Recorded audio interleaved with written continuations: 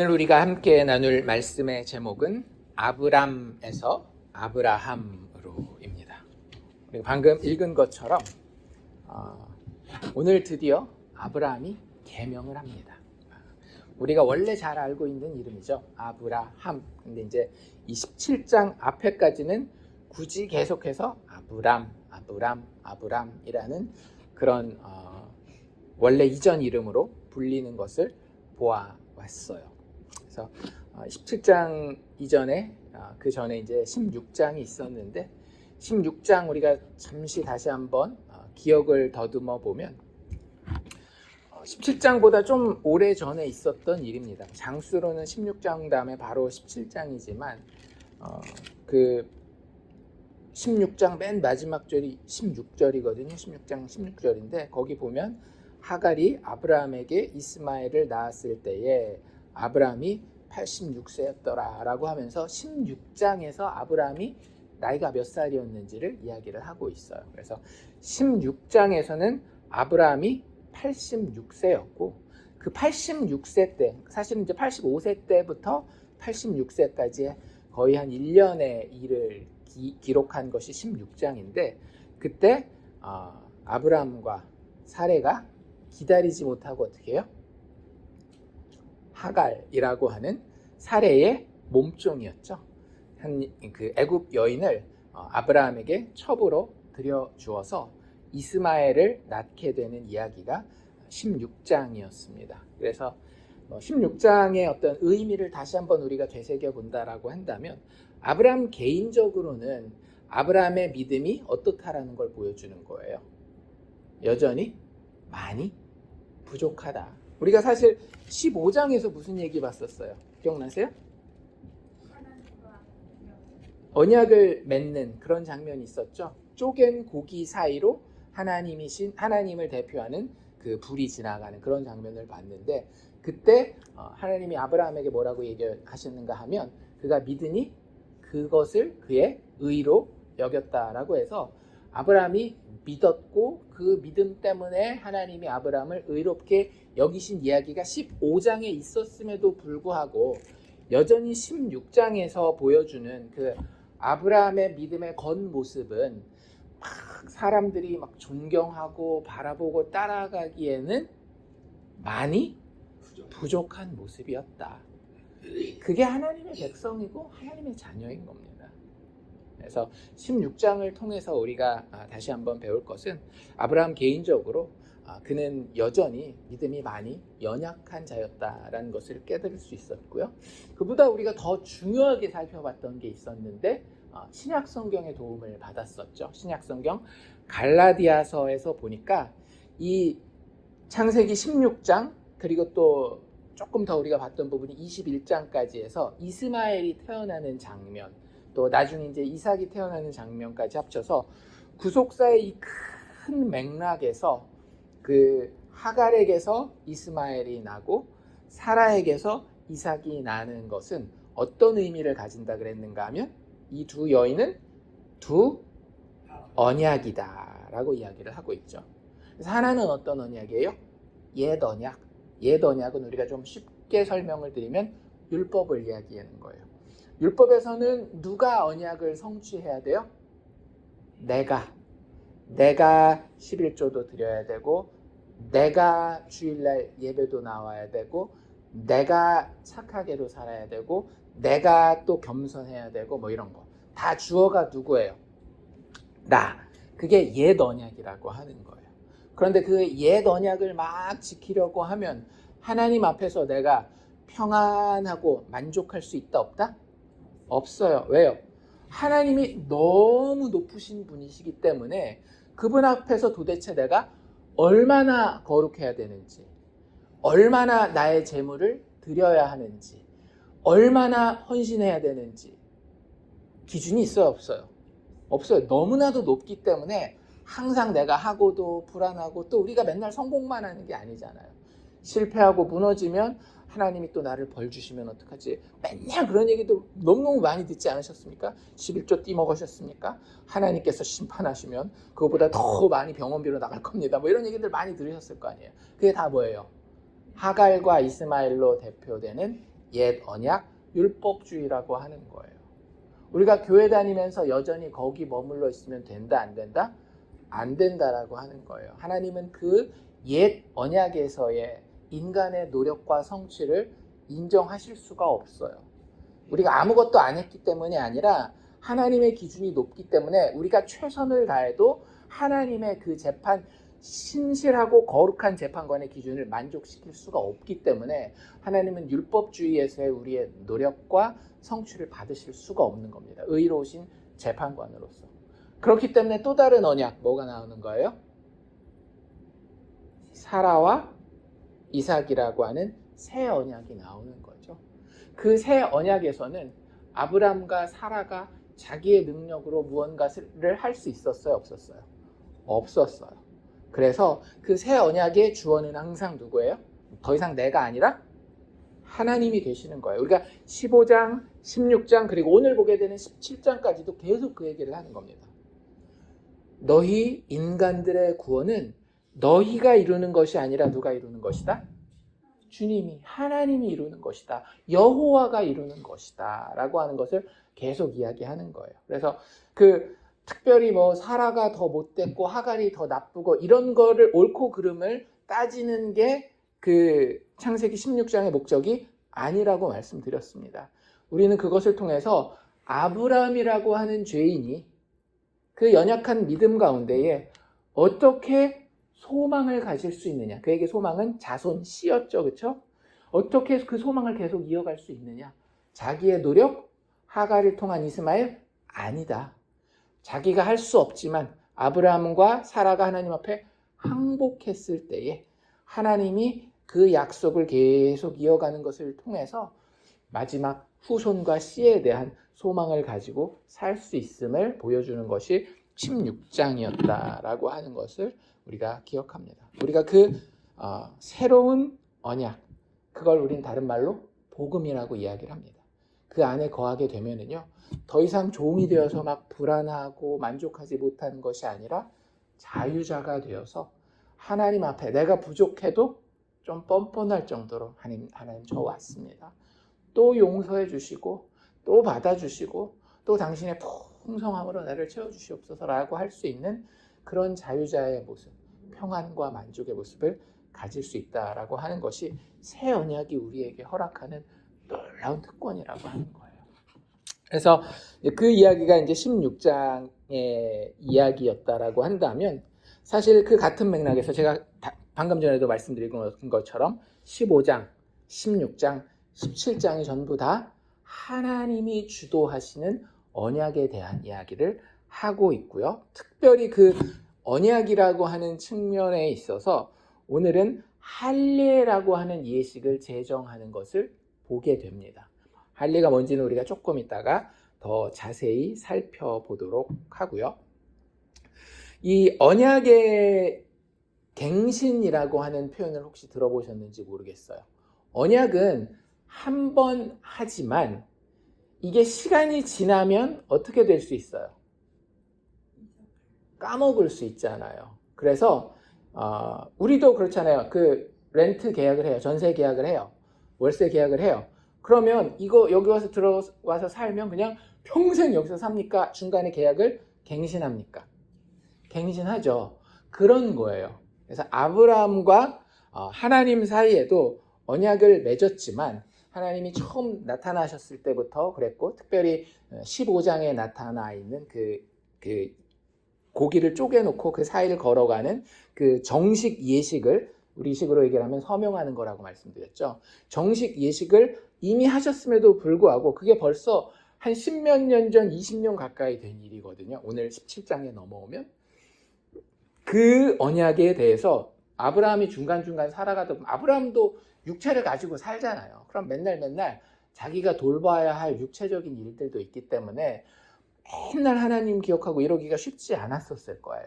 그러니까 하나님이 다시 한번 나타나셔서 그 약속 기억하지? 다시 한번 사인하자 라고 해서 언약을 갱신하는 장면이 이 17장이라고 보시면 좋을 것 같습니다. 16장으로부터는 얼마나 흘렀을까요? 86세라고 말씀드렸죠. 아까 이스마엘을 낳았을 때가. 그게 16장이에요. 근데 17장에 아브라함이 몇 살이라고 딱 나와 있어요. 몇 살이라고?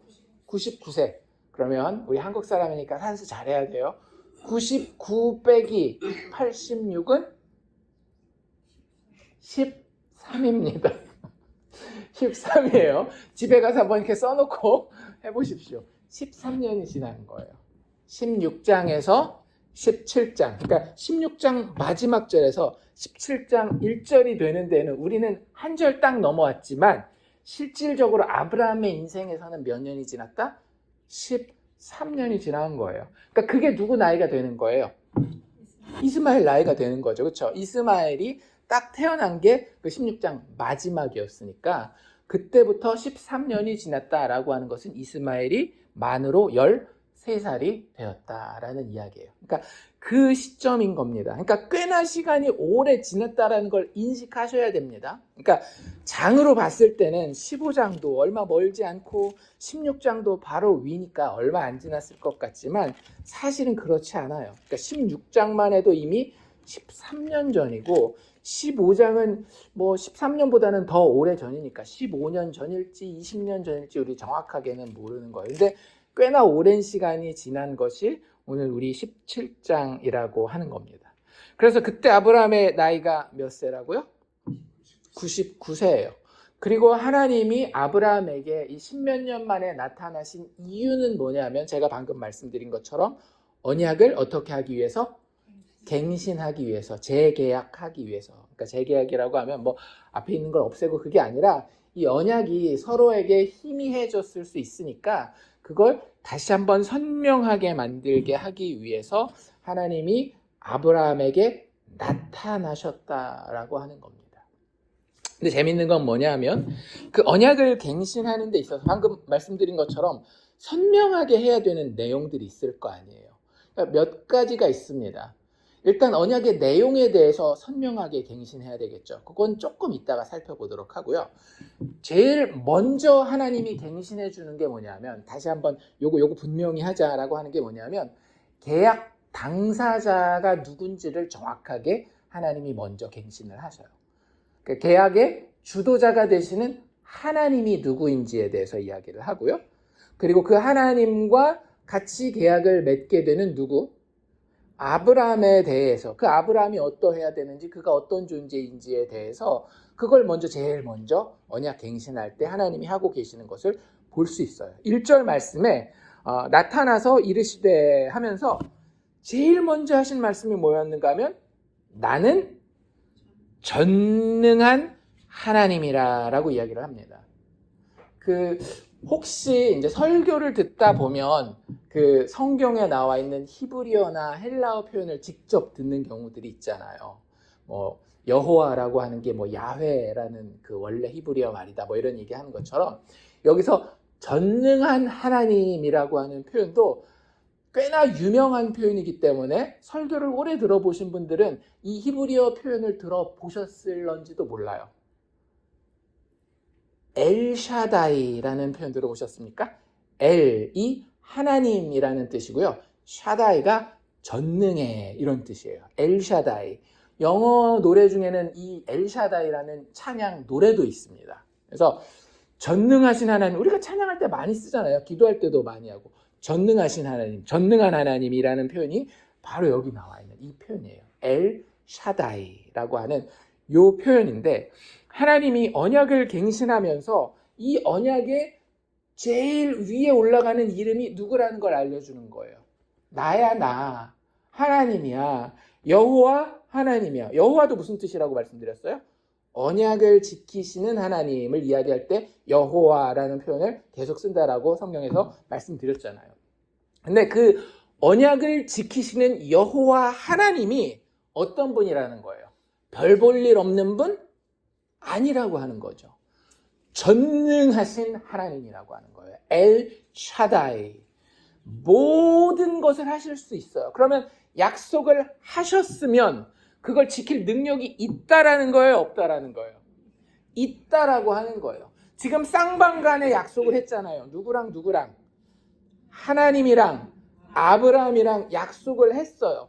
하나님이 내가 너에게 큰 자손을 주어서 큰 무리가 되어서 정말로 큰 나라, 복의 근원이 되고 땅을 차지하게 하리라 라고 하는 약속을 했는데 아브람 쪽이 너무 부실하잖아요.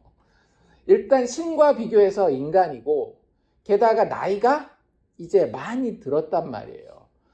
아브라함이 이 이후에도 한 70년을 더 살긴 해요. 70년 더 살긴 했지만 우리도 그냥 뭐 요즘에 80까지 산다라고 하니까 90까지 산다라고 하니까 40대 중반만 돼도 어때요? 몸이 내가 옛날 같지 않은데 찌뿌둥하고 꺾이는 그런 느낌이 들잖아요. 그러니까 아브라함도 뭐 나중에 좀 더 사는 거를 생각한다 할지라도 이미 꺾인 거예요. 아내도 나중에 보면 출산할 수 없는 그런 어떤 신체적인 상황을 가지고 있는 것을 보면. 그러니까 이쪽 쌍방이 약속을 했지만 그 약속을 같이 이렇게 만들어서 이룰 수 있을 만한 능력이 한쪽이 아주 현저히 떨어지는 겁니다. 사실은 그쪽을 생각하면 이 약속은 지켜질 수 있는 약속, 지켜질 수 없는 약속. 지켜질 수 없는 약속이에요. 야, 아브라함, 네 쪽에서 아들을 낳아야 내가 걔를 축복해가지고 큰 나라도 되게 하고 뭐 그 이후에 번성도 되게 너는 그거라도 좀 해야 될 거 아니야. 이렇게 생각한다라고 한다면 아브라함 입장에서는 그거 저 못하겠는데요. 이런 상황이라고 하는 거예요. 근데 거기에 대고 하나님이 그 계약서 맨 위에다가 뭐라고 쓰고 있다라고요? 여호와 전능한 하나님 엘 샤다이 라고 기록하고 있는 겁니다. 아브라함 입장에서는 이게 위로가 될까요? 안 될까요? 위로가 돼요. 위로가 돼요. 왜? 난 할 수 없다라고 더 이상 이 계약의 내용은 참 좋은 거였잖아요. 내가 복이 되고 내 자손도 복을 받고 그리고 더 나아가서 우리가 지금은 나그네처럼 살지만 본향이라고 부를 수 있는 집이라고 부를 수 있는 그 땅을 얻게 된다라고 하는 참 아름다운 약속이지만 나 스스로는 그것을 이어갈 수 없는 그 상황에서 하나님 뭐라 그러시는 거예요? 내가 지킨다. 걱정하지 말라. 이게 아브라함에게는 큰 위로가 되는 겁니다. 오늘날도 똑같아요. 예수 믿는 사람들이 육체를 가지고 이 땅을 살아갈 때 우리의 능력이 부족할 때가 많이 있죠. 그때 하나님이 야 계약서 가지고 와 이러시는 거예요. 그리고 너 거기 뭐 했어? 이거 지켰어 안 지켰어? 이런 거 따지는 게 아니라 제일 먼저 뭐 하신다? 내가 누군지 다시 쓸게. 엘 샤다이 전능한 하나님. 어느 정도 전능한 하나님이에요? 죽은 자마저도 다시 살리시는. 우리가 그거 어디서 봤어요? 예수 그리스도의 십자가 죽음과 부활에서 보지 않았나요? 그 약속 다시 한번 갱신하시는 겁니다. 그래서 언약 갱신이 중요한 거예요. 언약 갱신은 우리 예수 믿는 사람들에게 최소한 일주일에 한 번씩 일어나는 겁니다. 어디서? 주일날 예배에서. 그리고 개인들은 어떻게 하는 거예요? 일용할 양식으로 매일매일 본인이 말씀 보고 기도하고 찬양하고 묵상하는 가운데 하나님 언약 갱신하십시다. 당신이 먼저 쓰십시오. 그럼 하나님이 그날 하루도 그 일주일 첫 시작도 뭐라고 쓰시는 거예요? 여호와 전능한 하나님. 십자가에 죽으시고 다시 살아나신 예수 그리스도라고 우리의 마음판 가운데 새기시는 겁니다. 그게 하나님 백성들에게는 늘 필요한 거예요. 그게 첫 번째로 언약 갱신하는 내용이고요. 하나님의 자기 계시, 자기가 누군지를 분명하게 드러내는 것. 두 번째는 뭘 갱신한다라고요? 계약이 쌍방이 있으니까 하나님이 누군지를 이렇게 다시 한번 분명하게 확인했으면 그 다음에 누구에 대한 이야기를 하면 되겠어요? 아브라함에 대한 이야기를 다시 한번 분명히 하는 거예요. 나는 전능한 하나님인데 그 다음 뭐라 그래요? 너는 내 앞에서 행하여 완전하라. 이게 조금 어려워요. 우리가 완전할 수 있습니까? 아무리 노력을 해도 성경은 분명하게 이야기합니다. 우리가 하나님의 기준을 맞출 수 있다 없다? 예. 모든 사람이 타락하죠. 범죄하죠. 그래서 로마서에서 뭐라 그래요? 하나님의 영광에 이르지 못하더니, 이게 성경의 분명한 선언이에요. 특히 바울 서신에 아주 분명하게 다수 기록되어 있습니다. 그런데 참 재밌는 건 뭐냐면 구약에 꼭 그것과 반대되는 것 같은 표현들이 있었어요. 여기서도 마찬가지죠. 너는, 아브라함 너는 내 앞에서 행하여, 여기서 행한다라는 건 걷는 걸 이야기하는 거다. 내 앞에서 걸어서 완전하라. 그 히브리어로 타밈이라는 단어를 쓰는데 이 단어를 지금 아브라함에게 쓰고 있단 말이에요. 아브라함이 이걸 만약에 율법주의로 받아들인다라고 하면 부담이 되겠어요, 안 되겠어요? 되겠죠. 지금까지 자기가 하나님 앞에서 하나님을 실망시켜 드린 적이 얼마나 많아요. 그리고 앞으로도 그럴 거라는 것을 알고 있고 실제 그래요. 나중에 보면 알겠지만. 그러니까 되게 부담이 많이, 내가 하나님 앞에서 완전하지 못하면 이 계약 말짱 꽝 아니야? 게다가 그 갈라진 짐승이 있었잖아요. 내가 저렇게 심판을 받아야 되는데 이미 그런 일들을 했었고 이스마엘을 낳고 막 이러면서 되게 부담되는 단어란 말이에요. 근데 사실 이 단어를 우리가 앞에서도 한번 봤었어요. 창세기 앞에서도. 누구 때 봤는가 하면 노아 때 봤었습니다. 노아가 그 당대에 완전한 사람이다 라는 표현이 있었죠. 같은 표현이에요. 그래서 구약에서 어떤 사람을 대상으로 놓고 이 타밈이라고 하는 완전하다라고 하는 단어를 쓸 때는 그게 뭘 의미하는가 하면 도덕적으로 혹은 행위적으로 완전한 것을 이야기하는 게 아니에요. 여기도 보면 너는 완전하라 이거잖아요. 그렇죠? 주어와 동사만 딱 떼어서 보면 너는 완전하라인데 그 사이에 들어간 표현들을 좀 잘 봐야 되는 거예요. 그 사이에 어떤 표현이 들어가 있어요? 내 앞에서. 내 앞에서가 원래 이것도 히브리어로는 무슨 뜻이냐면 내 면전에서, 내 얼굴 앞에서. 그래서 옛날에 가련교회에서 이런 표현 많이 썼었습니다. 왜냐하면 가련교회가 장로교단이기 때문에 코람데오라고 들어보셨어요? 그게 하나님 면전에서 이런 뜻이에요. 여기 딱 나와 있는 이 표현입니다. 내 앞에서.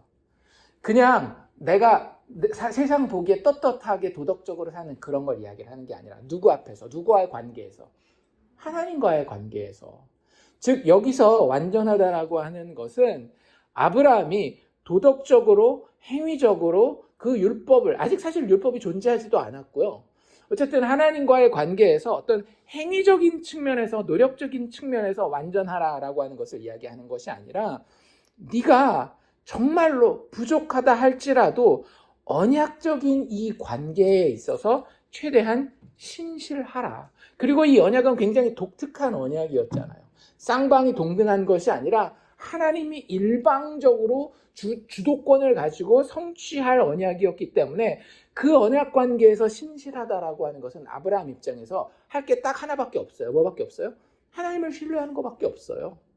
그냥 겸손하게 그분을 따라가는 것밖에 없습니다. 걸어 그러면 걷는 거고요. 멈춰 하면 멈추는 거예요. 하나님 그거 원하는 겁니다. 아브라함 네가 이 언약에서의, 이 계약서에서의 역할은 아주 분명해. 뭔가를 막 하려고 하는 것이 아니라 내 앞에서 내가 하겠다고 했으니 넌 뭐 하기만 하면 돼? 믿기만 하면 돼. 이게 하나님이 이 계약서 맨 위에 아브라함에 관련된 사항으로 지금 써놓고 있다라고 하는 겁니다. 그래서 참 재밌는 건 뭐냐 하면 그 2절에 이 언약의 내용을 설명하거든요. 내가 내 언약을 나와 너 사이에 두어 너를 크게 번성하게 하리라 하고 하는 그 많은 자손을 얻고 번성하게 되고 복이 되고 뭐 이런 이야기를 쓰잖아요. 근데 거기에 그 언약을 소개할 때 뭐라고 이야기를 하고 있는가 하면 너와 내 사이의 언약이라고 하지 않고 언약을 너와 내 사이에 세웠다라고는 하지만 그 언약을 표현할 때는 뭐라고 표현하는가 하면 내 언약이라고 이야기를 합니다. 그렇지 않아요? 2절에 뭐라 그랬어요? 내가 누구의 언약을? 너와 나의 언약이 아니라 그냥 하나님이 딱 주도권을 자기가 잡고 이거 내 언약이야. 분명히 약속하는 쌍방이 있음에도 불구하고 하나님 뭐라고 얘기하신다라고요? 내 언약이라고. 이 표현이 몇 번이나 나오는지 아십니까? 이 17장 내내 9번 나와요. 계속해서 언약을 가리켜서 하나님 이 언약이라는 표현이 나올 때마다 기회가 되는 대로 내 언약이야, 내 언약이야, 내 언약이야, 내 언약이야, 내 언약이야 이렇게 계속 이야기하고 있다라고 하는 거예요. 즉 이 언약의 주도권과 책임이 하나님 본인에게 있음을 하나님은 지금 이 언약 갱신 예식을 하면서 계속 이야기하고 계시다라고 하는 겁니다.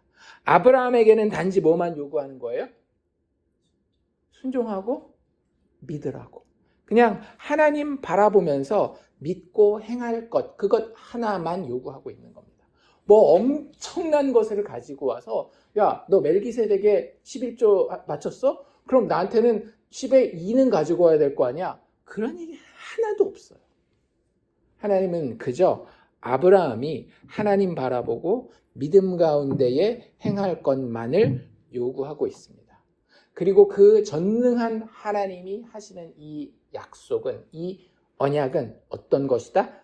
영원한 것이다. 그래서 여기도 보면 영원한 언약 혹은 영원한 기업이라는 표현이 7절, 8절, 13절, 19절에서 4번이나 아주 강조되어서 표현되고 있다라고 하는 사실을 우리가 보게 돼요. 그래서 하나님은 아브라함을 비롯한 그 모든 백성들에게 뭘 약속하시고 있는가 하면 본인 스스로의 영원함을 약속하시는 거예요. 우리의 인생은 어때요? 시작이 있으면 반드시 끝이 있죠. 예수 그리스도라고 하는 그 완전한 인간을 제외하고는 역사상 시작이 없었던 인간도 없었고 끝이 없었던 인간도 없었어요. 모두가 다 시작이 있었고, 시작이 있으면 어떻게 돼요? 끝이 있었던 게 인류의 역사예요. 즉 무슨 얘기예요? 태어나면 어디를 향해 가는 거예요?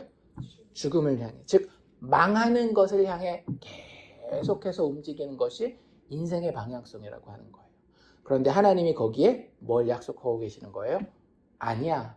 내가 너를 축복하잖아. 너는 망하는 죽음의 길이 아닌 영원의 길을 향해 가게 될 것이야 라고 아브라함에게 이야기합니다. 심지어는 아브라함의 육체의 죽음을 죽을 것임에도 불구하고 그의 씨, 그의 자손을 통해서 궁극적으로는 죽었던 그 아브라함마저도 뭘 맛보게 되는 거예요? 영원을 맛보게 되는 거예요. 그래서 신약 성경에서는 이걸 뭐라고 계속해서 설명해요? 영생. 요한복음 3장 16절 하나님이 세상을 이처럼 사랑하사 독생자를 주셨으니 이는 저를 믿는 자마다 멸망치 않고 영생을 얻게 하려 하심이니라. 지금 아브라함에게 이야기하고 있는 이 영원한 언약, 영원한 기업이라고 하는 게 결국에는 신약 거기에 연결되는 거예요.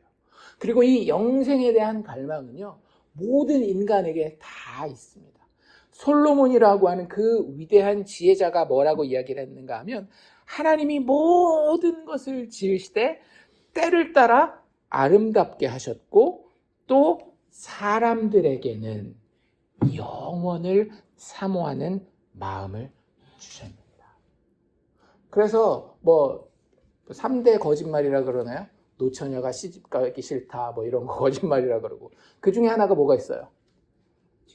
예, 나이 든 노인이 난 죽고 싶다라고 하는 거 그거 다 거짓말이래잖아요. 왜요? 여기 나와 있잖아요. 하나님이 사람들에게는 영원을 사모하는 마음, 죽기 싫은 마음을 허락하셨기 때문이라고 하는 거예요.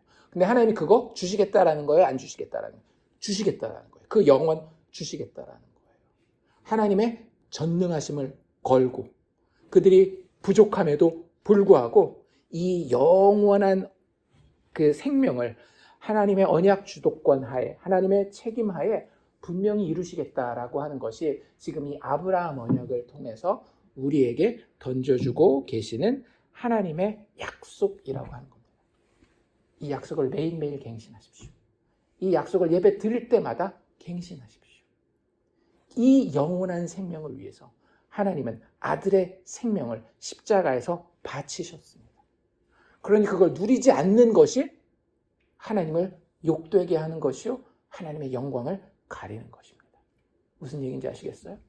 우리는 크게 살인하고 강도하고 도적질하고 이런 것만 하나님의 영광을 가리는 것이라고 생각하고 있지만 아니에요. 우리가 하나님의 영광을 가리는 핵심 중에 핵심은 뭐냐 하면 하나님이 준비해 놓으신 이 언약과 복을 예수 그리스도를 통한 그분의 죽음과 부활을 통한 영원한 생명을 하찮게 여기고 우리의 육신의 삶을 살아가는 겁니다. 그러니 언약이 도대체 무엇인지를 이런 내용들을 통해서 우리가 좀 배우실 수 있기를 원해요. 자, 그러면서 이 이제 언약의 처음에 첫 부분 이제 끝냈잖아요. 이름 쓰고 하나님 이름 쓰고 아브라함 이름 쓰고 딱 됐는데 하나님 여기서 그 이전에 계약서가 이미 있었잖아요. 야, 계약서 쓴 거 중에 조금만 바꾸자 그러시는 거예요. 뭘 바꾸기를 원하셨을까요? 이름을 바꿔주세요.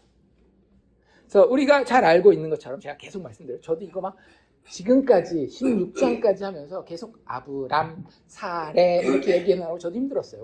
원래 우리 항상 뭐라고 얘기를 하니까 아브라함과 사라 이렇게 얘기를 하지 누가 아브람, 사레 이래요. 제가 굳이 12장부터 16장을 하느라고 저도 막 연습해 가면서 아브람, 사레 이렇게 얘기를 한 거지 원래 우리가 알고 있는 이름은 아브라함과 사라입니다. 그 일이 드디어 일어나는 거예요. 새로운 이름을 하나님이 아브라함과 사라에게 허락하십니다. 하나님이 이렇게 이름을 바꿔준다라고 하는 것이 뭘 보여주는가 하면 하나님의 언약의 특징을 우리에게 보여주는 거예요. 이름을 바꾸는 것은 행동이 변하는 겁니까?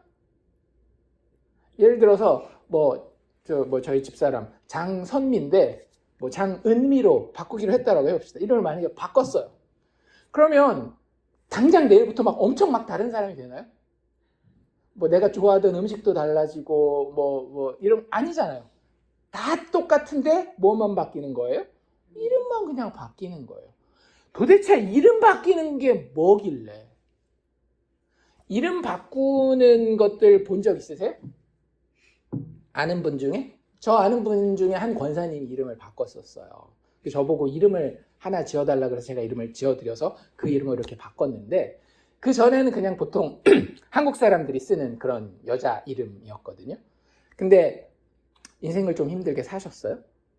그리고 이제 하나님을 만나셨어요. 사실은 이제 이혼도 하고 이런 상황인데 그 상황에서 하나님을 만나니까 이대로 사는 것이 그렇게 마음에 들지 않는 거예요. 하나님이 인도해 주시는 그 삶을 살고 싶습니다. 그래서 목사님 이름을 지어주시면 좋겠어요. 해가지고 이름을 한나라고 지어드렸습니다. 그래서 그 김한나 집사님, 그 당시에 집사님이고 나 지금은 이제 권사님이 되셨는데 달라진 게 있을까요? 목사가 이름을 주었으니까 이제부터 일이 잘 풀리고 좋은 사람 만나고 그런 거 아니에요. 근데 그분 마음 가운데는 분명한 변화가 있었습니다. 어떤 변화가 있었어요? 내가 이제는 더 이상 옛사람이 아니라 새사람이라고 하는 거예요. 이걸 조금 어려운 말로 있어 보이는 말로 바꾸면 뭐라고 말씀드릴 수 있는가 하면 성경에서의 언약의 특징, 특별히 그 언약 안에 들어와서 이름이 변경되는 사람들 있잖아요. 그 일들의 그 특징은 뭐냐면 행위의 변화가 아니라 신분, 즉 정체성의 변화가 먼저 일어난다라고 하는 겁니다. 하나님과 언약을 맺은 사람들은 행동에 있어서 다 변화하는데 신경을 쓰는 게 아니라 제일 먼저 뭐를 신경 쓰는가 하면 내 이름이 진짜 변했는지 안 변했는지, 내 이름이 천국 생명책에 기록되어 있는 이름으로 바뀌었는지 안 바뀌었는지, 내 정체성이, 내 신분이 하나님 앞에서 어떻게 달라졌는지를 제일 먼저 신경 쓴다라고 하는 겁니다. 그래서 아브람은 어떻게 변해요? 아브라함으로 변하고요. 사레는 어떻게 변해요? 사라로 변하죠. 그래서 학자들마다 이게 어려워요. 이름의 뜻 다 아십니까? 저도 제 이름의 뜻을 이렇게 풀어서 알긴 알지만 많은 경우 저는 그런 것 같아요. 예를 들자면 영어 이름 중에 마이클, 마이크 이런 거 있고 윌리엄 이런 것들 있잖아요. 물어보면 이름의 뜻을 아는 사람이 아무도 없어요. 그냥 이렇게 부르기에 좋아서 그래서 붙인 거지 이름의 뜻을 모르는 경우가 많은데 옛날 이름들도 다 마찬가지입니다.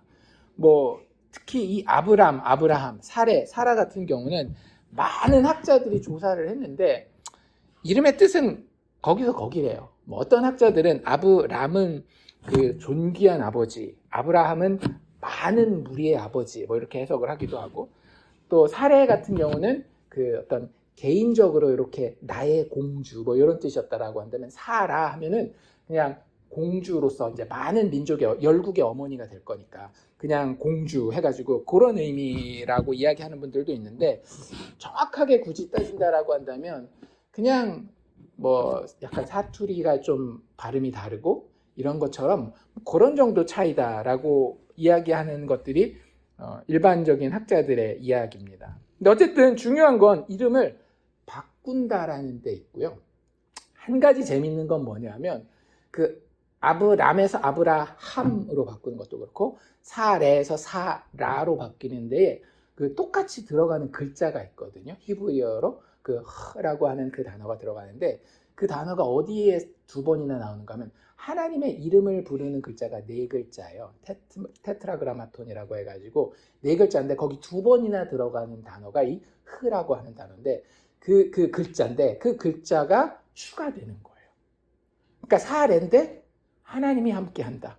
아브람인데 하나님이 함께한다. 그럼 뭐가 되는 거예요?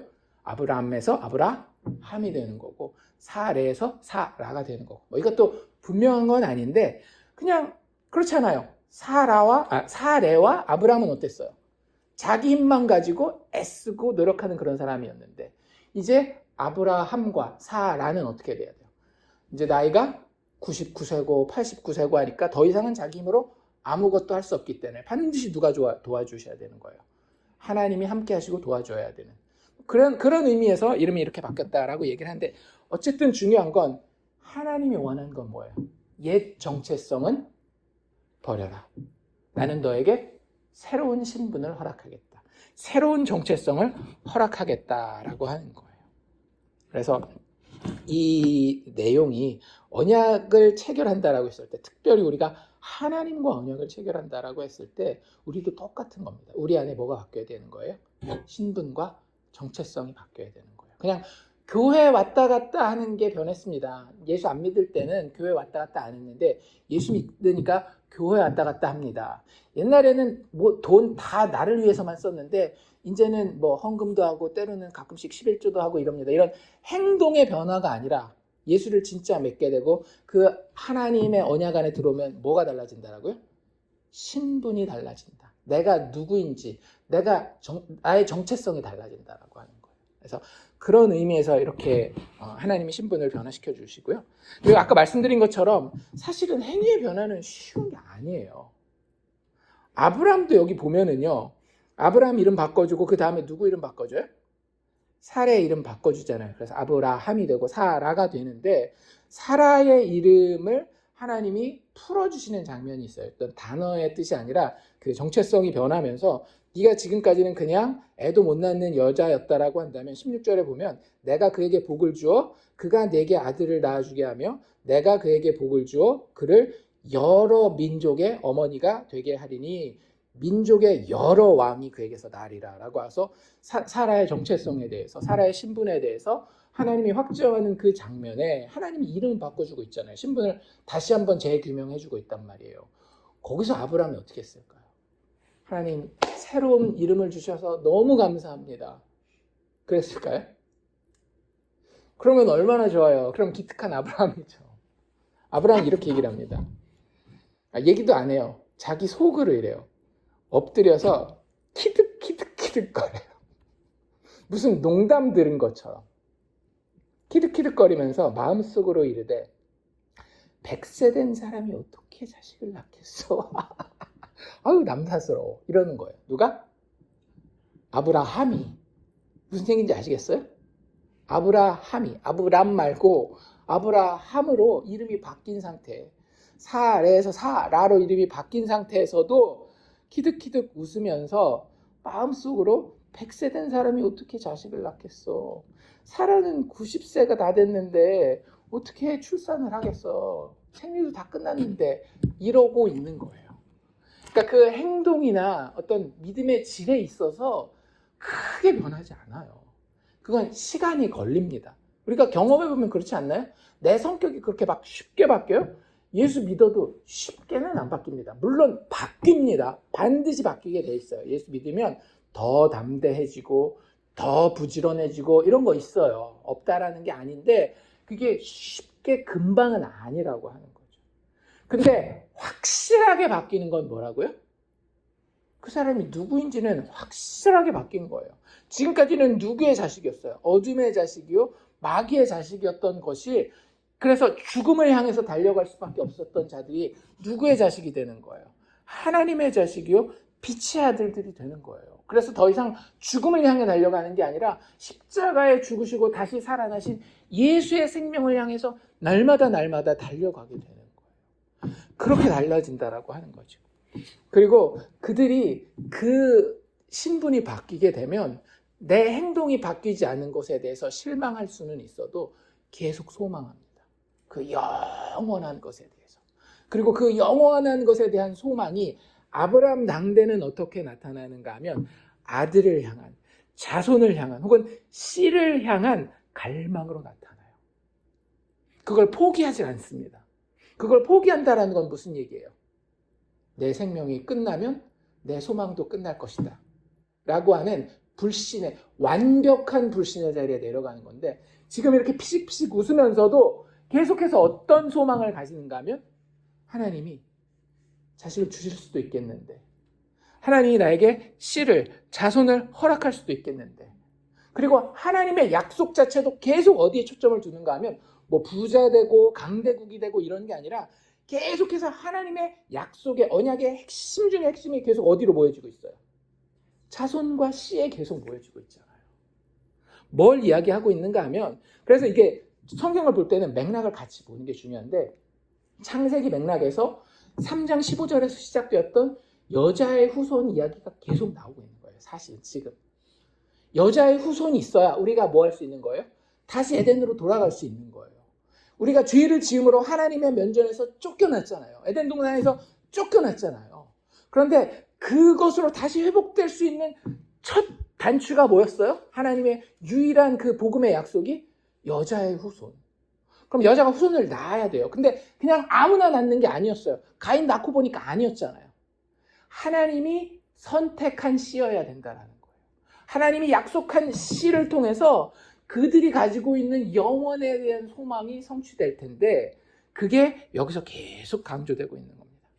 그 씨를 향한 하나님의 약속이 부각되고 있고요. 그 씨를 향한 아브라함이라고 하는 한 인간의 갈망이 계속해서 이어지고 있는 것을 보여주고 있는 거예요.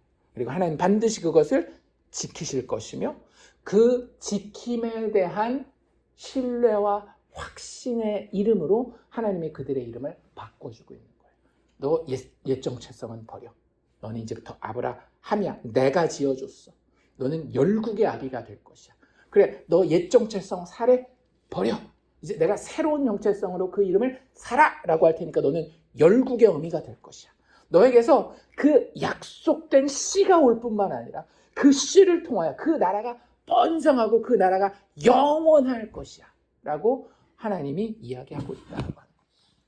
그래서 우리에게도 그 새겨진 이름이 있었을 거예요. 당신의 이름은 무엇입니까? 제 이름은 그리스도인입니다. 그리스도를 사랑하게 된 자, 그리스도를 알게 된 자, 그리스도와 연합한 자. 이게 모든 하나님의 백성이 가지게 되는 새로운 이름이라고 하는 겁니다. 그래서 하나님 이름을, 아브라함의 이름을 아브라함에서 아브라함으로 바꿔주시고요. 그 다음에 그 언약이라고 하는 것은 뭔가를 하겠다라고 하는 거잖아요. 그렇죠? 이 지금 아브라함과 그 하나님이 맺으시는 언약은 일방적으로 누가 할 일이 많았어요? 하나님이 하실 일이 거의 대부분이었습니다. 아브라함이 할 일이 사실은 지금까지 없었어요. 근데 처음으로 하나님이 이 언약에서 아브라함이 해야 될 일에 대해서 이야기를 해요. 이게 너 이거 해야 된다라고 하는 게 지금까지 생각해보면 있었어요? 없었어요? 없었어요. 그냥 믿고 따라와. 내가 다 할 테니까 믿고 따라와 이거였는데, 처음으로 하나님이 아브라함에게 너 이거 해 라고 이야기하는 게 있어요. 그게 뭐예요? 할례. 남자의 생식기의 그 끝부분, 포피라고 여기 계속 이야기하고 있죠. 뭐 요즘식으로 얘기를 한다면 뭐 포경수술 비슷한 거라고 이야기를 했는데, 뭐 포경수술은 뭐 의료적인, 뭐 위생적인 의미로 한다라고 한다면, 그 당시에 할례라고 하는 것은 대부분의 사람들이 안 하는 것이고, 누구만 하는 거예요? 아브라함과 아브라함의 후손만 하는 거였어요. 할례라고 하는 것이. 그래서 그 포피를 배라고 이야기를 합니다. 요건 네가 꼭 해야 되는 거야. 무슨 뜻일까요? 많은 사람들이 구약의 유대인들뿐만 아니라 지금 교회 다니는 사람들도 할례를 오해합니다. 왜? 하나님이 드디어 아브라함에게 요거 하라 그랬다. 이걸 뭘로 생각하는 거예요? 율법으로 생각하는 거예요. 그래서 사도 바울이 뭐라고 얘기를 하는가 하면 갈라디아서에서 니네들 왜 할례를 자꾸 율법이라 그래? 계속 할례 받으라 그러니까 이방인들이 하나님 믿으면 야 유대인뿐만 아니라 이방인들도 하나님 믿으려면 할례 받아야 돼. 계속 그랬거든요. 초대교회 때. 그러니까 야 니네들 왜 자꾸 할례를 율법이라 그래? 율법이 언제 왔어? 율법이 언제 왔어요? 모세 때 오잖아요. 앞으로 400년은 최소한 400년은 더 있어야 되는 거예요. 할례는 율법이 오기 전 최소 400년 전에 있었던 일이라는 걸 사도 바울이 계속 이야기를 하는 거예요. 근데 우리는 계속해서 할례 얘기가 나오면 무슨 생각을 하는가 하면 그래 하나님의 축복을 받으려면 우리도 할례를 행하는 것처럼 뭔가 하나님이 우리에게 명령하신 것을 지켜야 돼라고 생각해요. 그래서 뭐예요? 주일 성수하죠. 11조 헌금하죠. 기도하고 성경 읽기 하고 막 교회 봉사하고 헌신하고 세상에 나가서 세상 사람들보다 조금이라도 더 착하게 살고 온유하고 겸손하게 막 이렇게 살려고 하지 않습니까? 저기 뭐로 생각해서 내가 해야 될 할례로 생각해서 더 이상 할례를 하지는 않으니까. 또 여성들은 할례를 할 수도 없잖아요. 우린 그런 것을 할례로 생각해서 우리에게 적용하려고 하는데 그렇지 않다라고 성경은 계속 이야기한다라고요. 할례는 율법이 아니에요.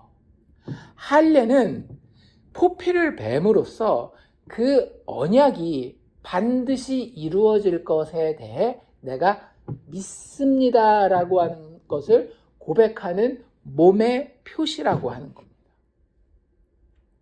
원래 지금 이 언약이 어떤 언약이었어요? 쪼갠 고기의 언약 아니었습니까? 쪼갠 짐승의 언약? 이걸 어기면 어떻게 되는 거였어요? 쪼개져서 죽어야 되잖아요. 그러면 17장이 되기 전까지 16장까지 이 언약을 둘이서 맺었는데 아브람과 그 당시에 여호와 하나님이 맺었는데 언약을 둘 중에 하나가 어긴 적이 있습니까? 없습니까? 있어요. 하나님이 내가 너에게 자손을 씨를 주겠다라고 얘기를 했는데 아브라함이 어떻게 했어요? 그 언약을 벗어나서 첩을 취해서 하갈을 취해서 이스마엘을 냈단 말이에요. 그러면 이거 어떻게 해야 돼요? 쪼갠 짐승 언약이었으니까 아브라함을 쪼개야 되는 거예요. 너 그 언약식 기억하지? 근데 그 언약 지키지 않았어? 내가 쪼갤게. 그런데 하나님이 지금 17장에 나타나서 아브라함을 쪼개고 계십니까? 그러지 않아요. 누군가는 그 대가를 치러야 되는데 누가 치르게 되는 거예요? 하나님이 치르시게 되는 거예요. 앞으로 오게 될 재물을 통해서 궁극적으로 예수 그리스도의 쪼개지심을 통해서 이 언약 깨뜨린 것에 대한 대가를 하나님이 치르게 해요. 그리고 쪼개져야 했던 아브라함에게는 뭐만 요구하고 있어요? 포피를 자를 것만 요구하고 있단 말이에요. 여기에서부터 사실은 하나님의 언약의 은혜가 드러나는 겁니다. 하나님의 언약의 주도권이 드러나는 거예요. 아브라함은 이미 자기가 실패한 거 알죠? 왜 모르겠어요? 하나님이 여러 번 얘기하잖아요. 여기서도 아니라고 이야기하잖아요. 이스마엘이나 좀 잘 되게 해주십시오 하니까 하나님이 뭐라 그래요? 아니라라고 얘기를 하잖아요. 그러니까 알고 있었던 거예요. 그럼에도 불구하고 하나님이 자신을 향한 그 축복과 자손에 대한 약속을 거두시지 않는 것을 보게 된 겁니다. 그러면서 동시에 자기를 봐요. 자기에게는 도저히 더 이상 소망이 남았어요? 안 남았어요? 안 남았어요. 근데 이런 생각은 했을런지도 몰라요. 아브라함이 사라랑은 아기를 못 낳았지만 누구랑은 낳았어요? 하갈이랑 낳았죠. 그럼 아브라함이 무슨 생각을 하겠습니까? 문제는 내가 아니라 사라다. 실제 아브라함이 나중에 하갈을 내보내고 사라도 죽고 나이 많았을 때 결혼을 또 합니다. 그두라라는 여자랑 하거든요. 애를 낳았을까요? 못 낳았을까요? 낳아요. 꽤 낳습니다. 그러니까 아브라함 스스로는 아직 뭐가 남아있을 수 있어요? 나를 통해서 씨가 이어질 수 있다라고 하는 소망과 기대가 남아있을 수 있다라고 하는 거예요. 근데 그 아브라함에게 하나님이 요구한 게 뭐라고요? 잘라. 사실은 상징으로서 포피만 자르지만 뭘 자르는 것과 똑같은 거예요? 남자의 생식기를 자르는 것과 똑같은 것이 할례라고 하는 거예요. 남자의 생식기를 자르면 우리가 흔히 아는 뭐가 되는 거예요? 내시가 되는 거예요. 내시는 아들을 낳아요, 못 낳아요? 그때부터는 절대로 못 낳습니다. 그러니까 아브라함, 너 혹시라도 지금 만에 하나라도 너는 네 안에 씨를 가지고 정자를 가지고 있다라고 생각해서 아들 낳을 수 있다라고 생각하는 그거 있어? 그거 어떻게 해라? 없애버려라. 확실하게 제거해라. 네 스스로도 뭐 하라는 거예요? 나에게는 아무 가능성이 안 남아 있습니다 라고 하는 것을 마음으로 새기라고 하는 거예요. 뭘 요구하는 겁니까? 단 하나 요구하는 거예요. 율법이 아니라 믿음을 요구하는 거예요. 너 나 100% 믿어. 100% 믿어. 너와 너의 후손에게, 너의 집안 사람에게 내가 요구하는 거 단 하나야. 11조를 가지고 오라는 것도 아니고, 뭐 무슨 헌신을 하라는 것도 아니고, 뭐 세상 사람들보다 더 멋지게, 더 의롭게 살라는 것도 아니고, 단 하나 원해. 뭐? 믿음. 그리고 그 믿음을 어디에 새기라는 거예요? 니네 삶에, 니네 몸에 새기라는 거예요. 너의 살에 있어야 할 영원한 언약이라고 이야기하는 게 그런 뜻이에요. 아브라함이 이 할례를 스스로에게 행한다라고 하는 것은 나에게는 생명이 없음을 인정하고 오직 하나님의 약속만 신뢰합니다라고 고백한다라고 하는 거죠. 자기의 무능력을 고백하고 하나님의 은혜에 대한 깊은 인정을, 내 마음의 표징을 육체에 새기는 겁니다. 사람의 노력으로는 더 이상 여자의 후손을 낳을 수 없음을, 구원이 사람에게서 나올 수 없음을 인정한다라고 하는 거예요. 그게 하나님이 원하신 거고요. 하나님이 그걸 도와주십니다. 할례를 우리는 우리 스스로 할 수 있다라고 생각하잖아요. 심지어는 할례를 명함 받았어도 그 할례를 온전히 행하는 것은 우리 스스로가 할 수 없는 거예요. 아브라함이 이 할례를 받지만 나중에 또 아내 팔아먹고 이런 일들 나오거든요. 그러니까 하나님을 온전히 할례를 받은 이후에도 다 믿은 거예요? 아직 다 믿지 못한 거예요? 다 믿지 못하고 있는 거예요. 그러니까 그런 모든 것들을 통해서 아브라함이 자기 스스로 행한 할례가 부족하기 때문에 하나님 그 할례를 시작하셨고 그것을 완성해 가십니다. 그걸 신명기에서는 뭐라고 이야기하고 있는가 하면 신명기 30장 6절에 보면 내 하나님 여호와께서 내 마음과 할례를 우리는 어디에 행하는 거라고 생각했어요? 우리의 육체에 율법적으로 행하는 거라고 생각했지만 사실 그걸 네 마음과 네 자손의 마음에 할례를 베푸사. 근데 방금 자기들 스스로 하는 거예요? 하나님이 해주는 거예요?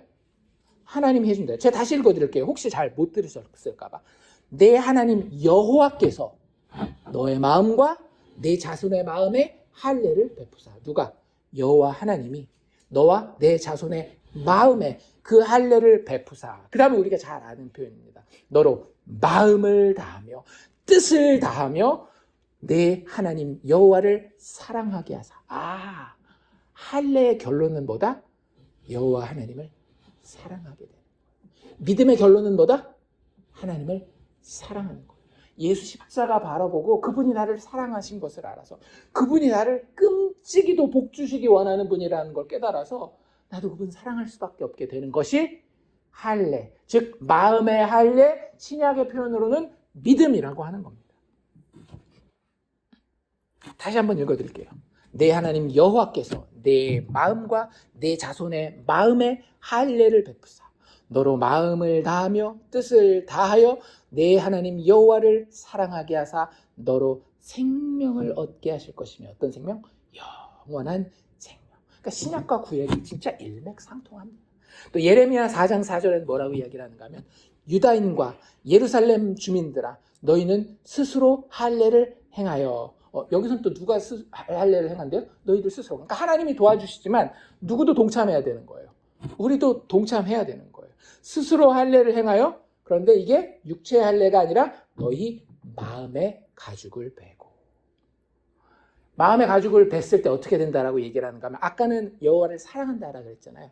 여긴 뭐라고 얘기를 하는가 하면 나 여호와에게 속하라. 이거 조금 어려운 말로 연합이라고 얘기합니다. 우리 누구와 연합해요? 예수 그리스도와. 이제는 내가 사는 것이 아니요 내 안에 그리스도께서 사는 것이니 그 얘기하는 그걸 할례라고 부른다라고요. 할례가 이제 뭔지 좀 아시겠어요? 정확하게? 할례는 우리의 어떤 육체의 율법적인 행위를 이야기를 하는 게 아니라 우리의 마음의 포피를 베어서 여호와를 사랑하고 그리스도와 연합하여 그에게 속하게 되는 것을 이야기하는 겁니다. 그걸 아브라함에게 하나님이 언약을 갱신하면서 요구하고 계시다라고 하는 거죠.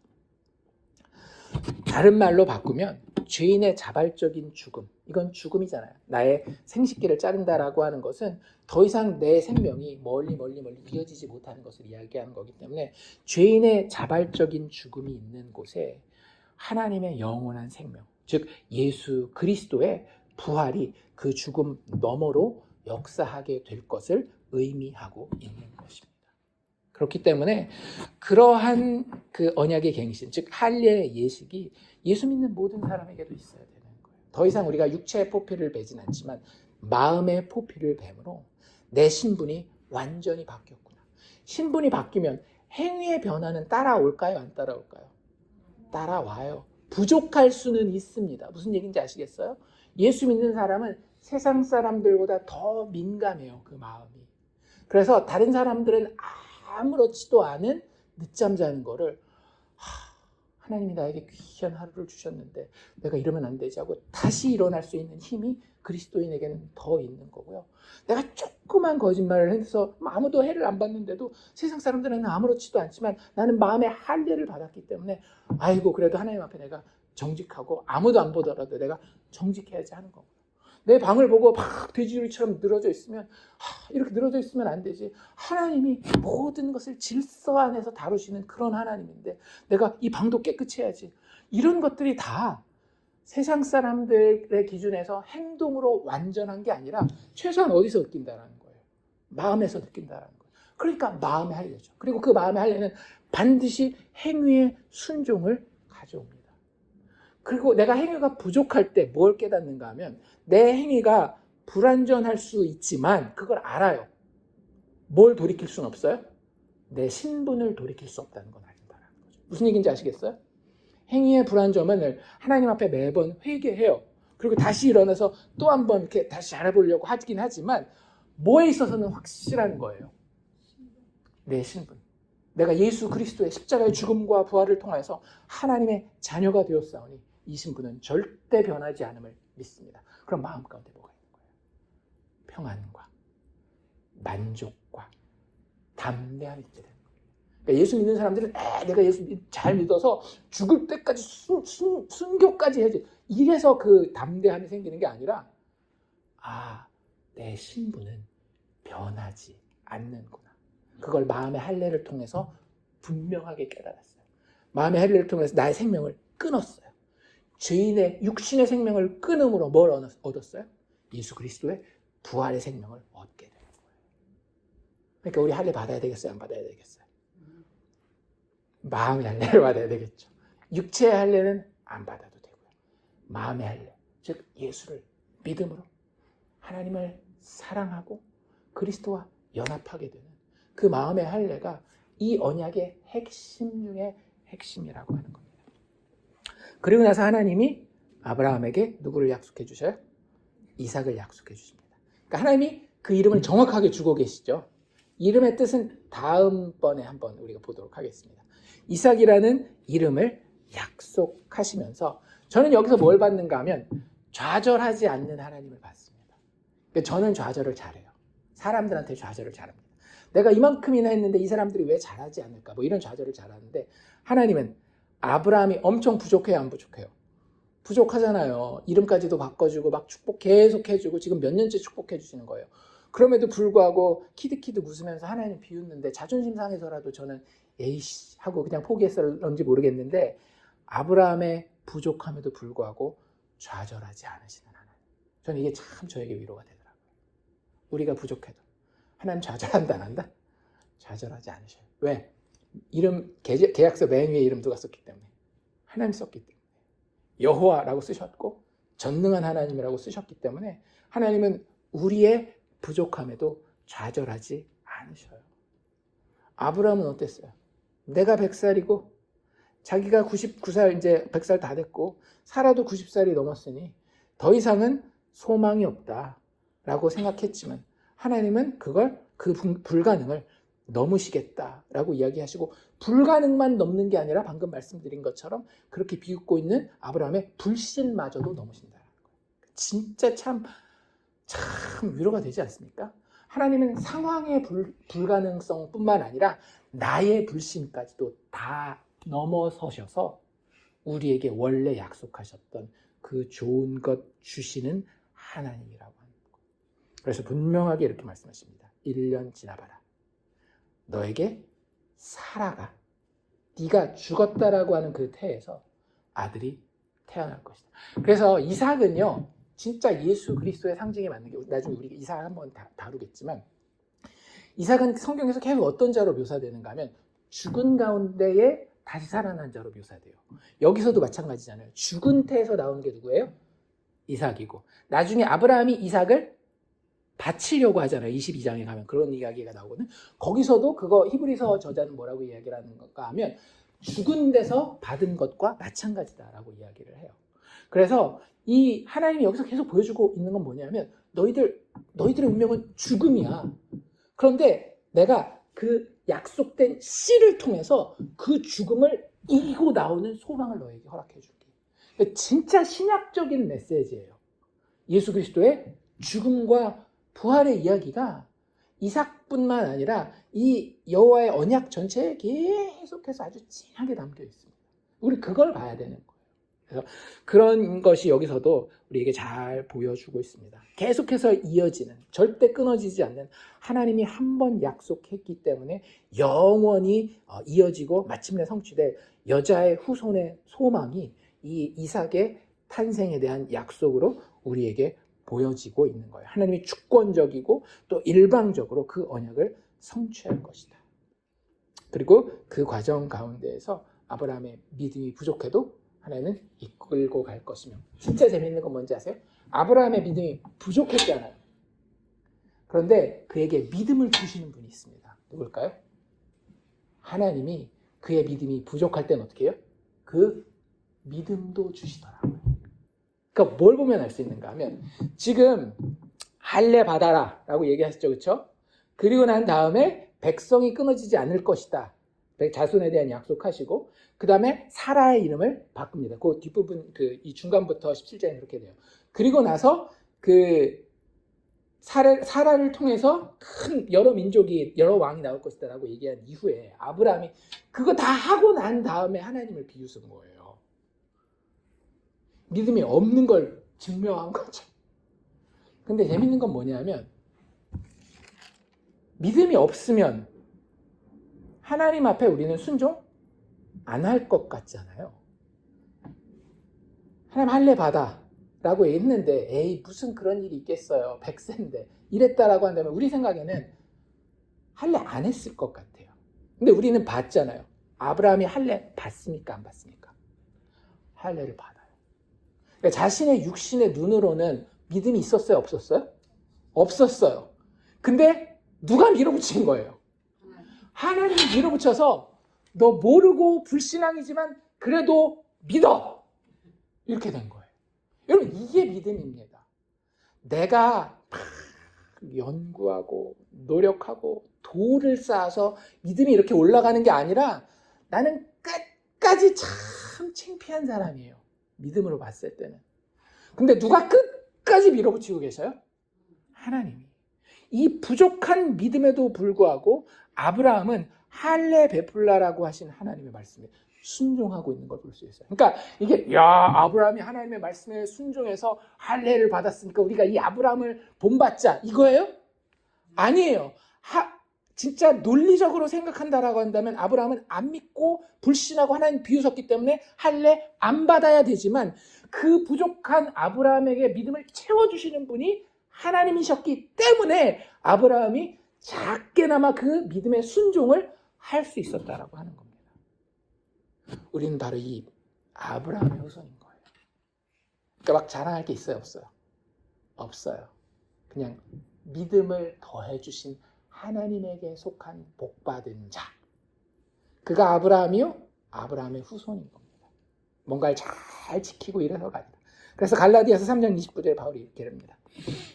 너희가 그리스도의 것이면, 그리스도의 것이라는 건 게임 끝났다는 거죠. 하나님이 약속을 성취하셔서 이미 죽음을 이기셨다라는 거예요. 너희가 그 그리스도의 것이면 곧 누구의 자손이요? 아브라함의 자손이요. 아브라함이 잘나서 우리도 그런 잘난 사람이 된다는 거예요? 아니요. 부족함에도 불구하고 하나님이 끝까지 믿음의 자리로 이끌고 간 그런 아브라함의 자손이요. 그렇기 때문에 약속대로 유업을 이을 자니라. 진짜 좋지 않습니까? 아브라함의 이야기가 우리에게 참 신나고 즐겁고 위로가 되고 격려가 되는 이유는 그 사람이 참 모범이 되어 있는 위인이라서 나도 한번 그렇게 해보겠다 여서가 아니라 아브라함이 이렇게 부족한 자임에도 불구하고 하나님이 그냥 오셔서 약속하시고 그의 부족함에도 불구하고 하나님이 그것에 좌절하지 않고 계속해서 그를 밀고 가시며 그가 믿음이 부족할 때는 어떻게 해요? 믿음까지 더해 주셔서라도 그 사람을 의인 만들고 마는 그런 이야기이기 때문에 우리가 볼 때 참 흥미롭고 재밌고 또 즐겁고 또 위로가 되는 거예요. 그래서 우리 스스로에게 한번 물어보실 수 있기를 바랍니다. 오랫동안 신앙생활 하셨잖아요. 그렇죠? 그러면 이 오랜 기간 신앙생활하는 동안에 나는 도대체 무엇을 가지고 이 영원한 언약에 구원받는 자리에 동참하게 되었다라고 생각해 오셨습니까? 그리고 오늘 이 아침 아브라함의 이야기를 보면서 나는 진짜 어떻게 하나님의 영원한 언약에 동참하게 되는 것일까에 대해서 한번 물어보실 수 있기를 바랍니다. 정답은 제가 알려드릴게요. 은혜의 하나님의 바꿔주심을 겸손히 따라서 예수 안에서 새롭게 지음 받았기에 우리가 그 영원한 언약에 동참하게 되는 것입니다. 예수 안에서 새롭게 되셨습니까? 십자가가 보이고 그것이 사랑스러우며 그래서 성령의 도우심 가운데 그 예수와 연합하셨느냐 말이에요. 그래서 사도 바울이 또 갈라디아서 6장 15절에 뭐라 그러냐? 할례나 무할례가 사실은 아무것도 아니요. 뭐가 중요하대요? 오직 새로 지으심을 받는 것만이 중요하니라. 더 도덕적인 사람이 되는 거 이야기하는 거 아니죠? 뭐예요? 예수 믿게 되는 거. 마음의 할례를 받아서 더 이상 내가 할 수 없습니다. 하나님이 소망으로 허락하신 여자의 후손 예수 그리스도만이 나의 유일한 소망입니다. 라는 그런 존재로 새롭게 지으심을 받는 것만이 중요하다라고 사도 바울이 이야기하고 있는 것입니다. 그러니 성령의 도우심 가운데 우리도 다 마음의 할례를 받아서 나는 할 수 없고 오직 십자가의 예수만 나를 위해서 모든 것을 이루셨습니다. 이렇게 믿는 자로서 매일매일 그 영이 그 전인격적인 존재가 새롭게 지음을 받아가는 우리들 다 되기를 주의 이름으로 축원합니다.